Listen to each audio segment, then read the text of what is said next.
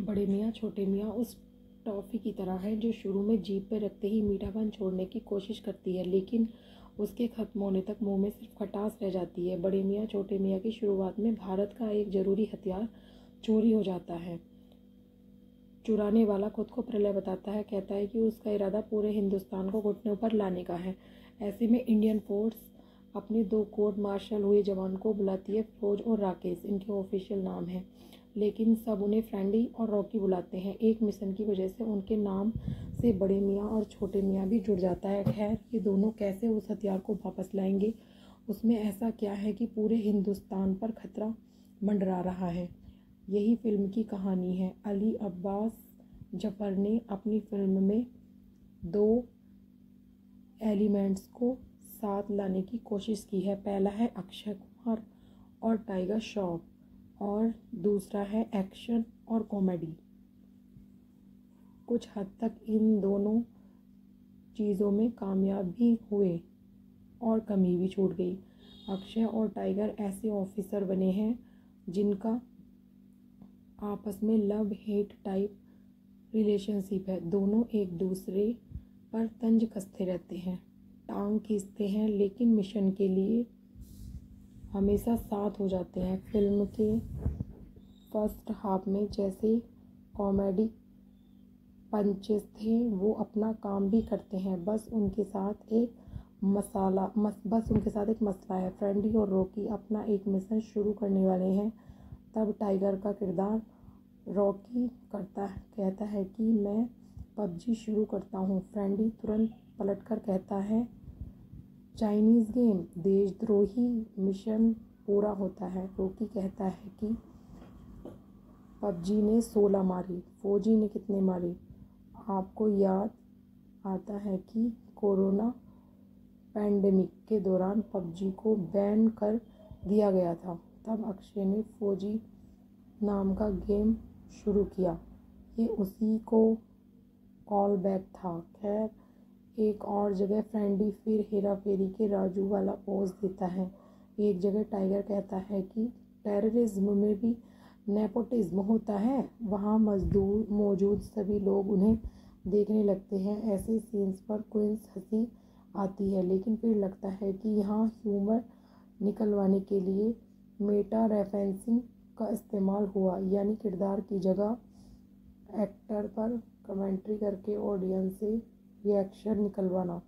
अक्षय की जितनी भी पॉपुलर कॉमेडी फिल्में हैं, वहाँ अक्षय पर कमेंट नहीं किया गया, बल्कि उनके किरदार की दशा दिखाई, जिससे ऑर्गेनिक ढंग से कॉमेडी निकली। एक्टर पर कमेंट करने से आप ऑडियंस और किरदार के बीच कोई ब्रिज बनने ही नहीं देते हैं। आपका दर्शक कहानी में इन्वेस्टेड होना चाहिए और तभी आप चुटकी बजाकर कह देते हैं कि ये तो एक फिल्म है। दूसरा पक्ष है फिल्म का एक्शन। फिल्म में कुछ कूल एक्शन सीक्वेंस है जहां हीरोइज्म को अच्छे ढंग से भुनाया गया है। ऐसा नहीं था कि हीरो ने हाथ उठाया और 100 की भीड़ हवा में एक्टर्स को एक्शन करते हुए देखकर लगता है कि वहाँ मेहनत की गई है।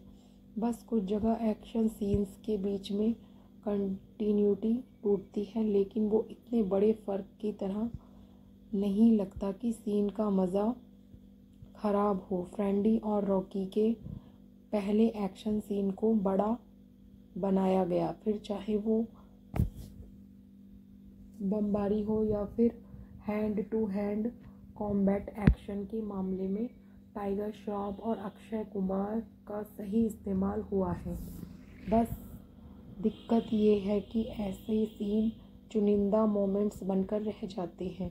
अक्षय कुमार समेत फिल्म से जुड़े काफ़ी लोगों ने अपने इंटरव्यूज़ में कहा कि वो हॉलीवुड वाले नैरेटिव से पक गए हैं कि दुनिया पर मुसीबत आए तो अमेरिका हम फर्स्ट करके आगे आ जाता है। इंडिपेंडेंस डे समेत दर्जनों फिल्में इसी फॉर्मूले पर बनी हैं। अक्षय ने कहा कि BMCM के जरिए वो ये दिखाना चाहते हैं कि इंडिया भी ये काम कर सकता है। ग्लोबल जाने के चक्कर में बड़े मियाँ छोटे मियाँ की कहानी इंडिया के अलावा पूरी दुनिया में घूमती है। कभी जॉर्डन जा रहे हैं, कभी ग्लासगो जा रहे हैं, मज़े ही मज़े। ग्लोबल होने के चक्कर में ये फिल्में अपनी इंडियननेस या भारतीयता बनाकर नहीं रख पाती। हम देखते हैं कि हमारी जैसी चमड़ी वाले लोग हमारी जैसी भाषा बोल रहे हैं, उसके अलावा सब कुछ बाहर का लगता है। वही टेक्नोलॉजी और वही विलन का मास्क और भारी लेदर वाला कॉस्ट्यूम। बड़े मियाँ छोटे मियाँ में अक्षय और टाइगर की केमिस्ट्री कुछ जगहों पर फन थी। दोनों ने सही एक्शन किया। कुछ कॉमेडी पंचेस भी काम करते हैं। उनके अलावा मानुषी छिल्लर ने कैप्टन मीशा का रोल किया। उन्होंने अपने डायलॉग एक एक्सप्रेशन और एक टोन के साथ बोले हैं। बाकी आलिया एक टेक में मामले में इन लोगों की मदद करती है। उनके किरदार को पहले सीन में जैसा दिखाया गया वो आगे की फिल्म में बस उसी को कम ज़्यादा करके पेश करती रहती है। सोनाक्षी सिन्हा के हिस्से ज़्यादा स्क्रीन टाइम नहीं आया। बाकी पृथ्वीराज सुकुमारन को भी खर्च किया गया है। उनके विलन को मोटिव दिया, बस फिल्म उसके जुनून की गहराई में उतरने में इच्छुक नहीं दिखती।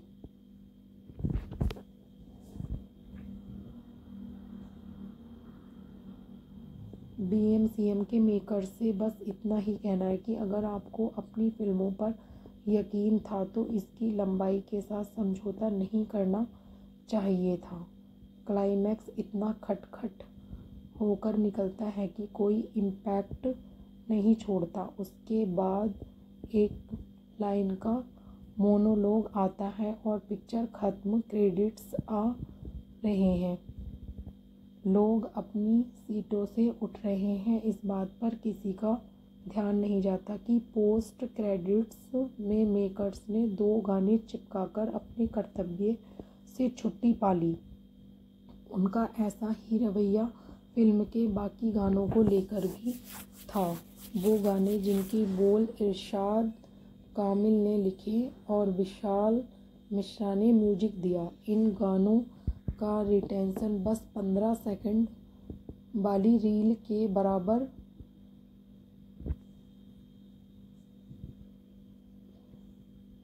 बिग स्केल जैसे लेवल जोड़ने के चक्कर में अक्सर मेकर्स फिल्म की जड़ें भूल जाते हैं।